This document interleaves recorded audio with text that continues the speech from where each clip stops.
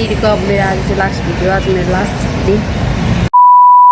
so hello and नमस्ते सबैजनालाई स्वागत छ फेरि पनि मेरो मिनी भ्लगमा आशा छ सबैजना सन्चै हुनुहुन्छ होला र म पनि एकदमै सन्चै छु आजको भिडियो चाहिँ एकदमै स्पेशल रहेको छ है साथीहरू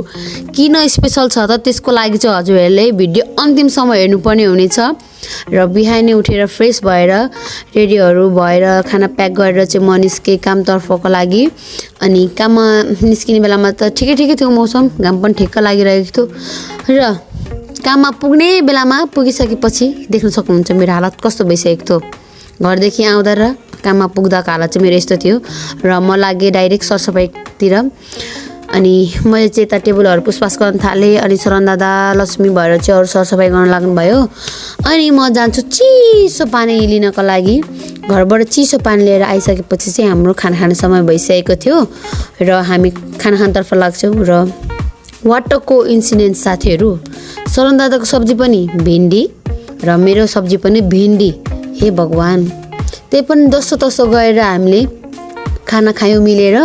र त्यसपछि कस्टमरहरू आउन थाल्नुभयो अनि म र लक्ष्मी भएर चाहिँ सामान लिन गयौँ गेट लाइट अनि गोदामबाट गेट लाइटहरू झिकेर ल्यायौँ हामीले अनि त्यस पछाडि फेरि म गोदाम नै जानुपर्ने भयो साथीहरू आज चाहिँ एकदम निकै समयसम्म पसल भिड भएर चाहिँ म ओर्दोर गरेको थिएँ सामानहरू लिनको लागि अनि यो सामानहरू ल्याएर अनि कस्टमरहरू गइसक्नु भएपछि म रेस्ट गरेर बसिरहेको थिएँ अनि मलाई चाहिँ आज सरप्राइज दिनुभयो क्या लक्ष्मी र शरण दादा भएर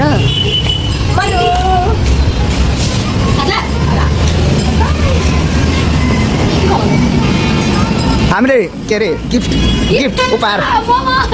एउटा हेरौँ मोमो ल मेरो ह्यान्डमेड हो है 2 3 आधी घन्टा मेहनत लगाएर बनाएको है ल अब बहिनी चाहिँ फाइनली निस्केर जाँदैछ यसको खुसियालीमा होइन ल मेरो ह्यान्डमेड केक अलिकति चाहिँ खाएको छ होइन रियाक्सन हेर ल रियाक्सन कान्छीको रियाक्सन त्यस्तो कहाँ हुन्छ यो त यहाँबाट गएको उपलक्ष्यमा खुसीको केक हो कि यहाँ सस्तो काटेर खान्छ खुसियालीमा के काटिन्छ दुःखको काटिँदैन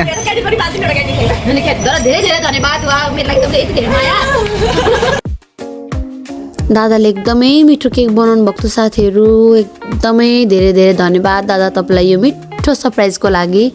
अनि सबैजना मिलेर चाहिँ हामीले केकहरू खायौँ अनि फेरि कामतर्फ लाग्यौँ हामी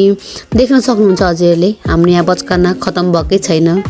अनि एकछिन रेस्ट गर्दै गफ गर्दै बस्यौँ अनि त्यसपछि लक्ष्मी जानुभयो आज चाहिँ खाजा लिनको लागि चटपटेर पानीपुरी लिएर आउनुभयो उहाँले अनि एकदमै मिठो भएको साथीहरू खाजा आजको